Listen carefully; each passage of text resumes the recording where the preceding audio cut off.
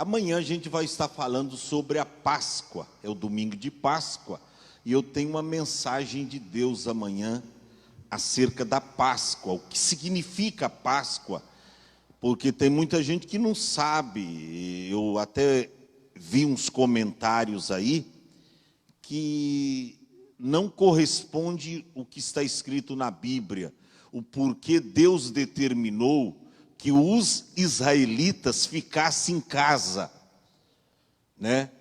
Quando Deus determinou que o anjo destruidor ia passar nas casas. E alguém diz que, mas lá Deus mandou ficar em casa. Ficou uma noite só. Ficou uma noite. Pois no dia seguinte, opa, as pragas já terminaram do Egito, agora levanta e anda, moçada. Mas, Senhor, para onde a gente vai? Vocês vão para a terra prometida. Senhor, é pertinho. Caminhada de um mês a gente chega lá. Eles não entendiam que Deus ia os levar para o deserto e que eles teriam que caminhar 40 anos. Então tem pastor que esquece de ensinar isso para o povo, tá? Então amanhã uma palavra de Deus nesta área, em nome de Jesus, falando a respeito da Páscoa. Mas hoje eu gostaria que você que está me vendo, e até aproveitando o ensejo, te pedir mais um pouquinho, né? Para você ajudar, compartilhando aí esta live, compartilhando esse culto ao vivo, que você pode nos ajudar a entrar em outros lares. De repente, aquilo que nós estamos falando, pregando, pode servir para alguém da sua família, um amigo seu, um parente. Então, daí a importância. Eu me lembro que no princípio da minha caminhada, a mídia que nós tínhamos era a rádio. E as rádios AM, aquelas rádio que parecia um barulhão terrível. Mas sabe que muitas pessoas se converteram a Cristo através das rádios AM.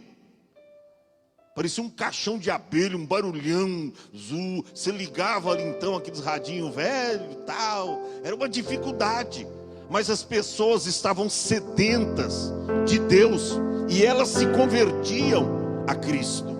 Então veja bem, agora hoje não, a pessoa através de um aparelho de celular, além dela nos ouvir com um som nítido, como esse que nós estamos aqui usando na transmissão, as pessoas podem nos ver também, né? Então, ajuda a gente aí compartilhando aí nos grupos do seu WhatsApp, grupo dos Facebook aí, são vários, tem gente que tem vários perfis, e você pode nos ajudar a levar a palavra do Eterno. 1 Coríntios, primeira epístola de Paulo aos Coríntios, capítulo de número 11, a partir do versículo 17. Paulo aqui aborda a primeira parte do capítulo 11, ele fala acerca das mulheres e como elas devem se apresentar na igreja. A segunda parte do capítulo 11, da primeira epístola de Paulo aos Coríntios, ele fala exatamente acerca da celebração da Santa Ceia. Ele ensina aqui a igreja de Corinto o modo ordeiro, o modo com todo pudor, com toda reverência e com todo comprometimento com Deus. Ele apresenta aqui o modo de celebrar a Santa Ceia do Senhor. Eu até não costumo dizer ceia, porque ceia é dos irmãos. Você faz uma ceia de Natal, de Ano Novo, lá na sua casa, e você que está me vendo sabe do que eu estou falando. E você então vai cear com a sua família. Tudo no que tange, tudo que é do Senhor é santo. Santo. Por isso, Santa Ceia do Senhor. É uma comunhão da igreja com Cristo. É uma comunhão pessoal e coletiva quando nós estamos reunidos para participar da Santa Ceia do Senhor. Tanto é verdade o que eu estou falando, que no Apocalipse, capítulo 13 e o versículo 20, falando acerca do que significa a Santa Ceia, lá apresenta Apocalipse 3 e 20 como íntima comunhão. Jesus chega numa igreja que o havia deixado para o lado de fora. Não tinha espaço para Jesus mais na igreja. E ele se apresenta na igreja como alguém que está batendo na porta. E ele diz: eis que estou à porta e bato. Se alguém abrir a porta, se alguém abrir a porta, ouvir a minha voz e abrir a porta, eu entrarei em sua casa, e com ele cearei, e ele comigo. Que ceia é esta? É a ceia da comunhão. Eis que estou à porta e bato. Que porta é esta, pastor? É a porta do templo hoje. Olha para cá. É a porta do teu coração. É a porta do meu coração, que muitas vezes está aberta para as coisas do mundo, mas está fechada para as coisas de Deus. Então o Senhor, como é educado, o diabo não. Ele nem bate. Ele violenta, guerreiro Cláudio, a liberdade humana. Ele vem, nem bate, já empurra e arromba a porta e entra. Mas Jesus não. Jesus é educado. Ele vem e diz: ó, eis que estou à porta e bato. Se alguém lá de dentro ouvir a minha voz. Tem gente ouvindo aí a voz de Deus? Tem gente aí ouvindo Jeová falando? Se alguém ouvir a minha voz e abrir a porta, eu entrarei. Eu quero te dizer que Jesus quer entrar no seu lar nesta noite. Você que me vê, você que está assistindo esta transmissão ao vivo, Jesus quer entrar na sua casa. Você lembra da ordem que Jesus disse para Zaqueu? Lucas 19: desce depressa, Zaqueu, porque hoje me convém pousar em sua casa. Jesus quer entrar na sua casa. Se alguém ouvir a minha voz e abrir a porta, eu entrarei em sua casa e com ele cearei, e ele comigo. Que ceia é esta? É a ceia da comunhão. Exatamente esse momento ímpar que nós estamos vivendo aqui, mesmo em poucos irmãos, mas nós estamos vivendo um momento ímpar na nossa vida. O culto mais frequentado na igreja primitiva era o culto da comunhão e do partir do pão. Era o culto de Santa Ceia. Ninguém perdia culto de Santa Ceia. Hoje tem gente que vai para o shopping center. Hoje tem gente que vai visitar os amigos. Tem gente que vai até para a festinha comer churrasco. E esquece que tem culto de Santa Ceia. Eu não estou falando por esses dias, porque todos os templos estão fechados. Mas tem muita gente que troca cultos de Santa Ceia por coisas banais desta vida. Não se deve fazer assim. Então Paulo aqui, no capítulo 11, ele fala do segundo assunto, que é exatamente da Santa Ceia. E a partir do versículo de número 17, Paulo diz o seguinte: nisto, porém, que vou dizer-vos, não vos louvo. Mas espera aí. Paulo era tão duro assim que ele já chega e começa a falar da Santa Ceia e já começa a exortar os irmãos, já começa a trazer para aquela igreja uma palavra exortativa, admoestativa, corretiva. Por que Paulo procedeu assim? Porque aqueles irmãos estavam bagunçando a casa de Deus. Eles estavam ali se reunindo, mas não era com propósito de participar da Santa Ceia do Senhor. Sabe o que eles estavam fazendo? Aqueles que tinham vidas abastadas, enchia marmitas de comida, vamos dizer, a mochila cheia, trazia garrafões de vinhos, e eles bebiam na casa de Deus. E tinha gente que bebia tanto que se embriagava.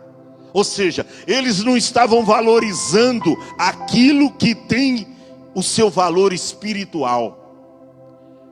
Eles estavam fazendo de qualquer maneira. Por isso que Paulo diz aqui, dissensões na ceia de irmãos, e o modo de celebrar a Santa Ceia do Senhor. Aí Paulo começa dizendo: nisto, porém, que vou dizer-vos, não vos louvo. Não vos louvo. Aí ele diz: porquanto vos ajuntais, não para melhor, senão para pior. Em outras palavras, Paulo estava dizendo assim, vocês se reúnem no templo para adorar a Deus, mas ao invés de vocês melhorarem, vocês estão ficando cada vez mais pior. Era exatamente isto que o apóstolo estava abordando. Isso eu estou falando para você que está me vendo através dessa live, entender o significado da Santa Ceia. Paulo diz: olha, vocês não são dignos de louvor, vocês não são dignos de aplauso, porque vocês se reúnem no templo para adorar a Deus, mas ao invés de vocês melhorar, vocês estão ficando cada vez mais pior. Olha para cá.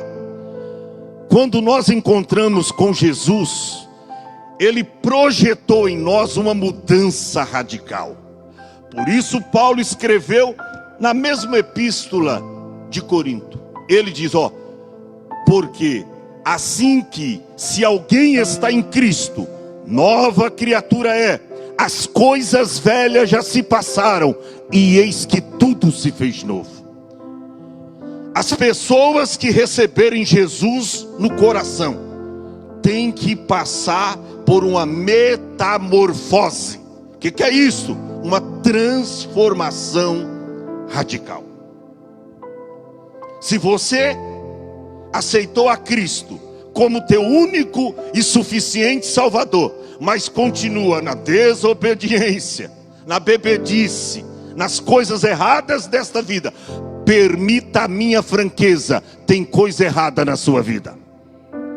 Porque a minha Bíblia diz que aquele que está em Cristo, nova criatura é. As coisas velhas já se passaram, e eis que tudo se fez novo. É um novo homem, é uma nova mulher, vivendo uma vida de santidade e de obediência ao Senhor. Deixa o versículo. Olha o que Paulo diz: vocês não são dignos de aplauso, porque vocês se reúnem no templo para adorar a Deus, mas vocês não estão melhorando. E eu pergunto para você que é cristão, que serve a Deus numa denominação aí na sua cidade, aí no seu bairro, você está melhorando como cristão? Eu me lembro de um corinho que a gente cantava antigamente, e a gente cantava dizendo: sempre melhorando, sempre melhorando no Senhor. A gente tem que melhorar. Tem que melhorar. A vida cristã, ela tem que melhorar. E olha, melhora em todas as áreas. E Deus espera de mim e de você coisas melhores. Olha o que o escritor aos Hebreus diz no capítulo de número 6, versículo de número 9. Ele diz: olha, mas de vós, amados, esperamos coisas melhores. Paulo diz: vocês se reúnem no templo para adorar a Deus, mas ao invés de vocês melhorar, vocês estão piorando. Aí a palavra vem e nos confronta. E tem gente que não gosta de palavra que confronta. Sabe que tem crente hoje, no século 21, que só gosta daquela palavra: Jesus salva, Jesus cura. Jesus vai te dar um carro novo, uma casa nova, toma posse aí. Ele diz: é de Deus. Aí ele aceita a palavra. Esse é o crente inchada, que quando o negócio é bom, opa, é para mim. Mas ele não é apenas o crente inchada, é crente pá. Quando o negócio aperta, ele diz: é pro irmão, essa é pro irmão, pá. Ô meu irmão, mas de vós, amados, esperamos coisas melhores, coisas que acompanham a salvação, ainda que assim, usando uma expressão, diz o escritor, nós falamos. Olha o que Deus disse para a nação de Israel, Jeremias, capítulo 7, versículo de número 3. Olha que coisa linda. Assim diz quem? O pastor Adão? Não. O profeta Jeremias? Não. Assim diz o Senhor dos exércitos, o Deus de Israel: melhorai os vossos caminhos e as vossas obras, e vos farei habitar neste lugar, ou seja, nesta casa. Nós, como cristãos, nós temos que melhorar. Por isso que Paulo traz uma palavra de confronto para a igreja de Corinto. Olha o que ele diz: vocês se reúnem no templo para adorar a Deus, mas ao invés de vocês melhorar, vocês estão ficando cada vez mais pior. Vocês estão piorando. Aí no verso seguinte, ele diz o seguinte: porque antes de tudo ouço que quando vos ajuntais na igreja, há o quê? Há entre vós dissensões. Há entre vós dissensões. O que é dissensões? Partidarismo, grupismo, discórdia, porfia. Alguém disputando com alguém para ver quem é o maior. Isso é contenda, tá? Dissensões é contenda, é discórdia. E hoje eu nunca vi tanta discórdia no meio do povo de Deus. E essa igreja, ela era especialista em se discordar uns dos outros, porque lá na igreja de Corinto tinha um grupo que dizia: eu sou de Paulo. Outro grupo dizia: não, eu não sou de Paulo não. Paulo não andou com Jesus, ele veio depois, e Paulo é rude na palavra, muito duro. Eu não sou de Paulo. Mas tinha um grupo que dizia: eu sou de Paulo. Aí outro grupo dizia: não, eu sou de Apolo. Porque Apolo, quando prega, a Bíblia diz que Apolo era um homem fervoroso de espírito. Apolo, quando prega, parece que os bancos da igreja começam a tremer, e parece que Jesus vem para arrebatar a igreja. Eu não sou de Paulo, eu sou de Apolo. Outro grupo dizia: não, eu não sou de Paulo e nem de Apolo, eu sou de Cefas. Quem que é Cefas? Pedro, o nome aramaico de Pedro, Cefas. Eu sou com Pedro, porque Paulo não andou com Jesus, Apolo não andou com Jesus, mas o Pedrão andou com Jesus. Eu sou de Pedro, porque Pedro, ele afundou nas águas, mas ele andou um pouco. Então eu sou de Pedro. Aí tinha um grupo lá, um quarto, para mim era o pior grupo. Eles se identificavam: eu não sou de Paulo, eu não sou de Apolo e nem de Pedro, eu sou de Cristo. Ou seja, quando Paulo pregava, eles não vinham na igreja. Quando Apolo pregava, eles não vinham na igreja. Quando Pedro pregava, eles não vinham na igreja. É o grupo dos contra. Não, eu não obedeço a homem, eu obedeço a Cristo. Não tem esse grupo na igreja. Eu obedeço a Cristo, que não quer obedecer a palavra de Deus. Era o pior grupo. Então, havia o que na igreja de Corinto? Discórdia, partidarismo, facções, em outras palavras. Aí Paulo diz, está havendo entre vós dissensões. E Paulo, como era um homem prudente, ele diz, em parte eu creio, que parece que o mensageiro falou demais. E a gente vai tomar cuidado, porque senão vai crer em tudo que o povo fala. Ele diz, em parte do que me falaram, eu creio. O mensageiro aumentou bastante. É como esse negócio de pandemia da Covid-19, né? Mas tá morrendo tanto. Aí você vai saber lá, mas quanto morreu lá? Não, aquele lá não foi problema de coronavírus, que lá foi do coração. A outra tinha 107 anos, a outra tinha... Olha, irmão, tem muitas mentiras aí entre as verdades. A gente tem que saber discernir, porque tem muita mentira. E a gente tem gente de saúde aqui, sabe muito bem do que eu estou falando. Então, Paulo era um homem prudente. Eu digo, em parte eu creio. Aí no verso seguinte, verso 19, ele diz, e até importa que haja entre vós heresias, partidarismo, grupismo, facções.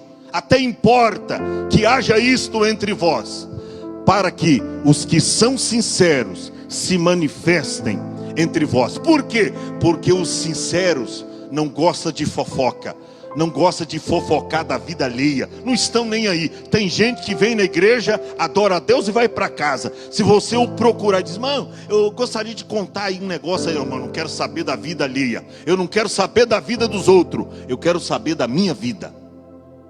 Como está a minha vida com Deus? Então, os sinceros, eles se manifestam, eles protestam, eles não gostam de fofocar, de mexericar, eles não gostam de falar da vida alheia.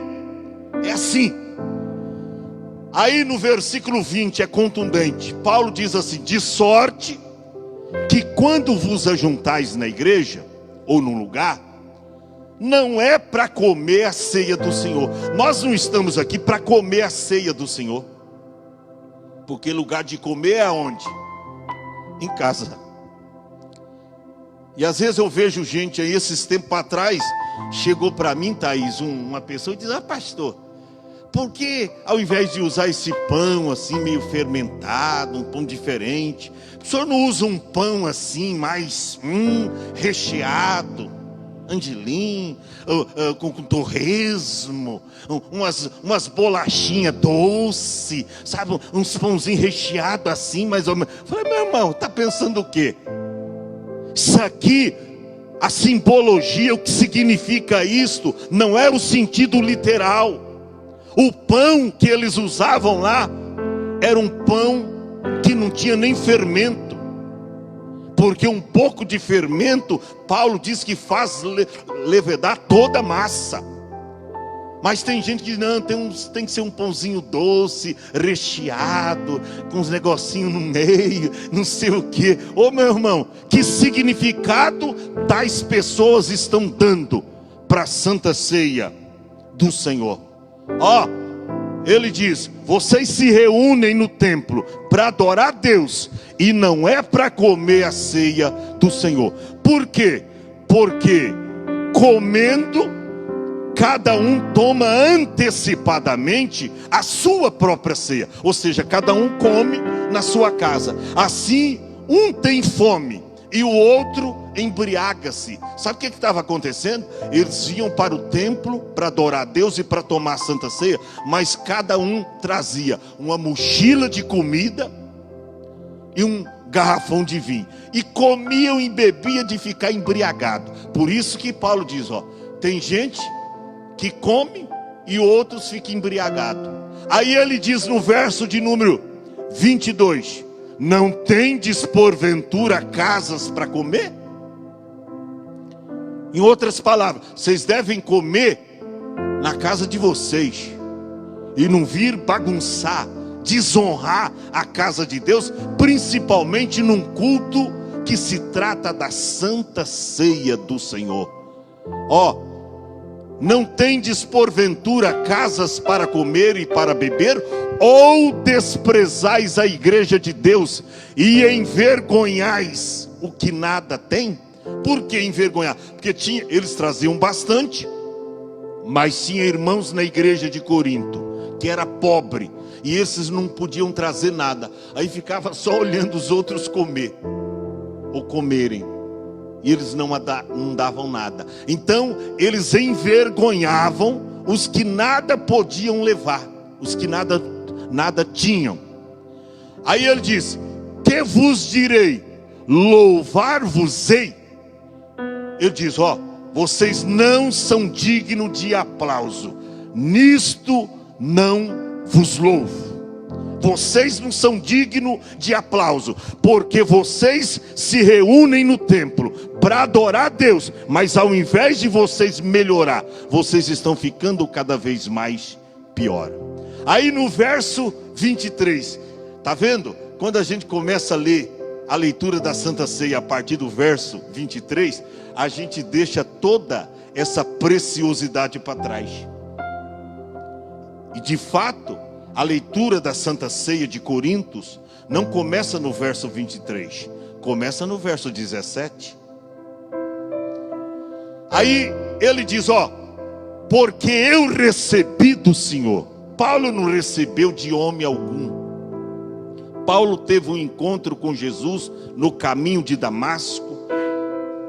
Estava galgado de cartas que ele tinha recebido de autoridades para prender crentes em Jerusalém. Mas ele teve um encontro pessoal com Jesus, caiu do cavalo, ficou cego 3 dias. E aí Deus o chamou, enviou na residência aonde ele estava Ananias, que temeu quando recebeu a ordem divina. Vai até ele: Senhor, mas eu tenho ouvido falar muita coisa desse homem aqui em Damasco, aqui nas regiões de Jerusalém. Ele tem autoridade para prender crentes. Agora eu vou pregar para ele, Senhor. Aí o Senhor disse: vai, porque esse é para mim um vaso escolhido para levar o meu nome aos reis e aos gentios da terra. E Deus disse ainda: e eu lhe mostrarei o quanto deve sofrer por causa do meu nome, como o apóstolo São Paulo sofreu. Mas ele recebeu do próprio Jesus. Por isso ele disse, porque eu recebi do Senhor o que também vos ensinei. Ele recebeu por divina revelação. E ele diz que na noite em que Jesus foi traído, na noite que Jesus foi traído, que noite? A noite do Getsêmani. Judas já tinha pretensão, já havia falado com os principais dos sacerdotes e vendeu a Jesus por 30 moedas de prata. Na noite em que Jesus foi traído, naquela noite que ele instituiu a Santa Ceia, substituindo a Páscoa. Amanhã vamos estar falando sobre isso. A Bíblia diz que naquela mesma noite ele tomou o pão e tendo dado graças, o que ele fez? Partiu e disse: tomai e comei, isto é o meu corpo que é partido por vós. Fazei isto em memória de mim. Algo nos chama a atenção. Não diz que ele cortou o pão, diz que ele partiu. Por quê? Porque era exatamente feito com as mãos. Pegou o pão, não cortou. Tem algumas denominações, não estamos aqui para criticar nenhuma delas, mas corta tudo em pedacinho com a faca. Jesus não procedeu assim. Ele pegou o pão, ele partiu o pão com a mão, ou com as mãos, partiu o pão, tudo em pedaços, com a própria mão. Diz que ele partiu, ele não cortou, não usou uma ferramenta. Ele cortou, ele partiu com as mãos. Então ele diz: ó, fazei isto em memória de mim. Verso 25 ele diz: semelhantemente também, depois de cear, tomou o cálice, dizendo: olha, esse cálice é o Novo Testamento no meu sangue. fazia todos os domingos. Era o dia do Senhor, domingo, e eles tomavam a Santa Ceia. Mas aí tiveram que abrir para cultos evangelísticos, outros cultos, porque eles faziam também culto todos os dias nas casas, era no templo e nas casas. Eles não cessavam de anunciar a palavra de Deus.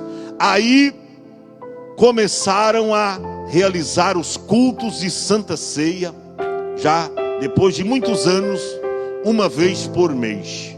E nós hoje, os evangélicos do Brasil, a maioria das igrejas, excedendo aí algumas só que faz uma vez por ano, não quero mencionar os nomes, mas a maioria delas realiza culto de Santa Ceia uma vez por mês.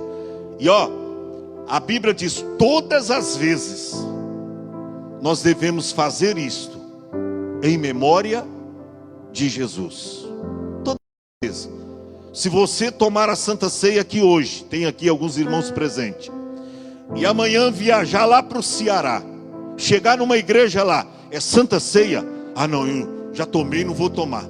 Você pode tomar Santa Ceia quantas vezes você tiver oportunidade, porque você está redimido pelo sangue de Jesus, e você está preparado e pode tomar a Santa Ceia, ainda que você já tomou na sua igreja. Se você visitar uma outra cidade, visitar uma igreja e chegar lá, for culto de Santa Ceia, não recusa tomar, mas eu já tomei na minha igreja.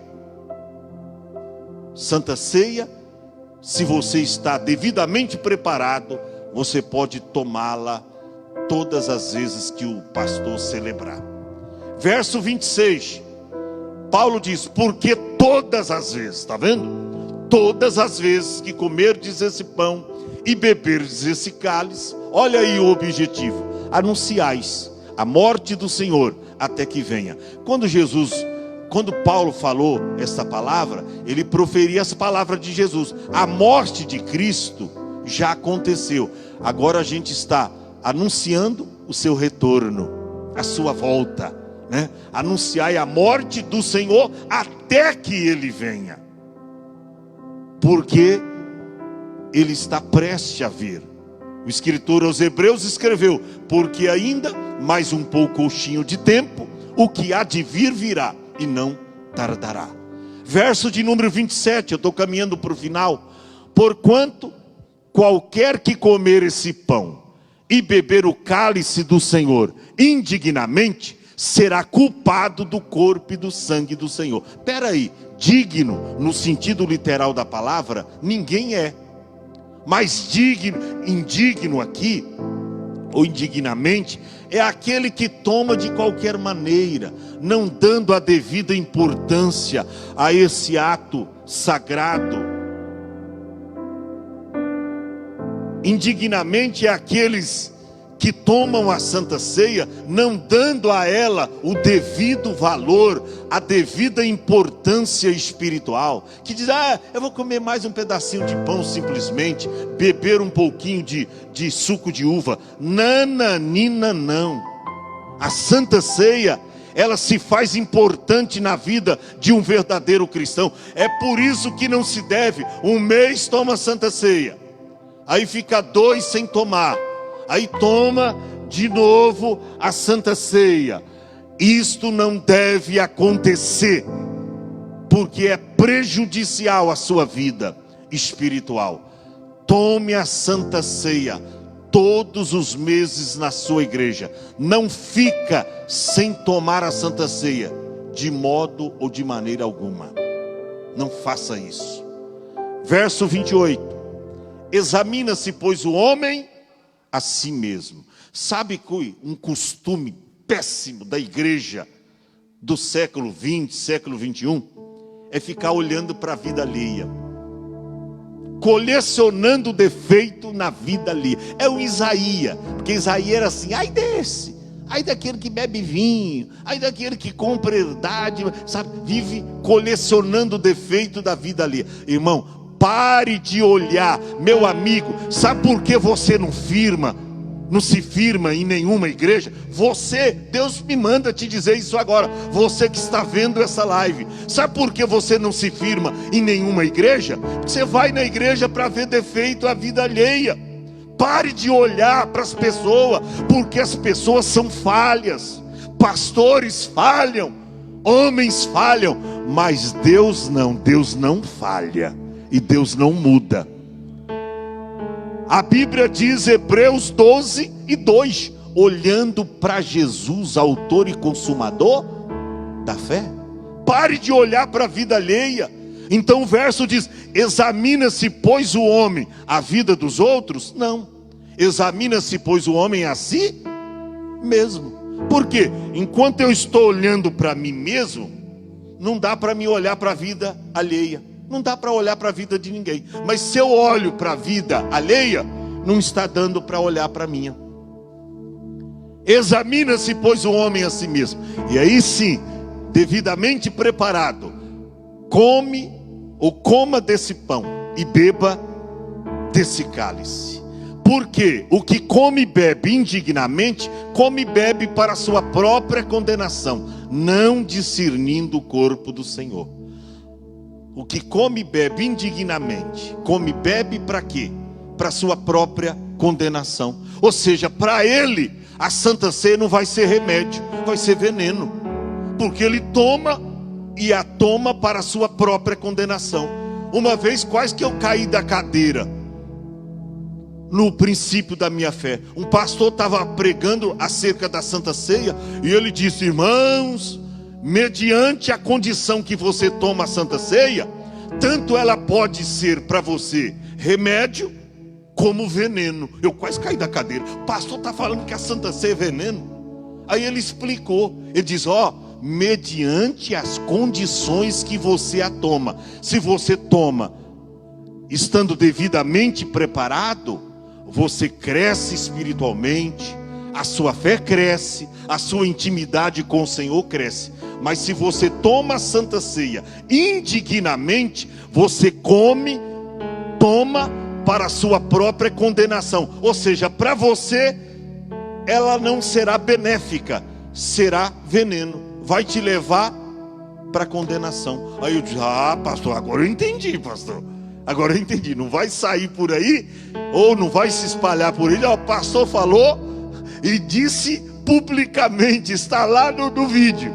Então lê, examina, ouve bem o contexto da palavra, mediante a situação que você a toma. Ela pode servir de bênção, como também pode trazer para você condenação sem discernimento do corpo do Senhor.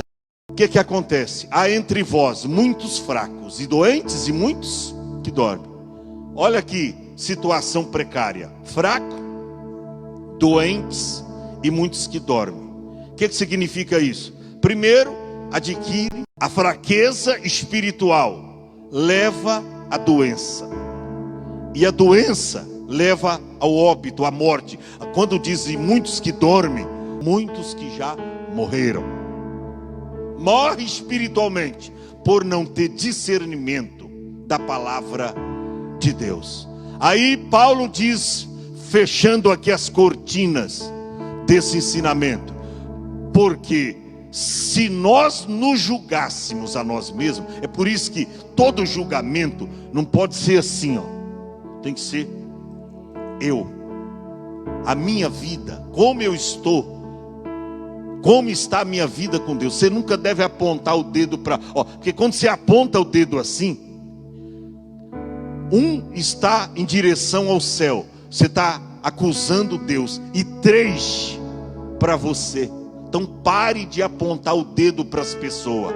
Por isso que está escrito, porque se nós nos julgássemos a nós mesmos, não tinha julgamento para nós, não tinha condenação, não seríamos julgados. Mas quando nós somos julgados, somos repreendidos pelo Senhor, para não sermos condenados com o mundo.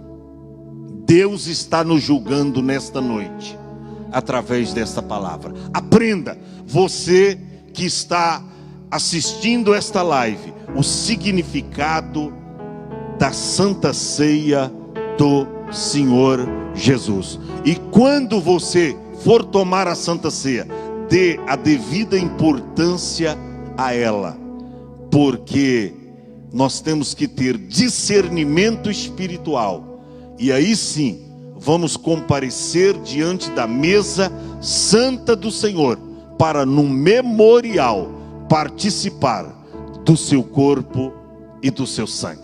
Que Deus te abençoe, você que acabou de ouvir esta palavra.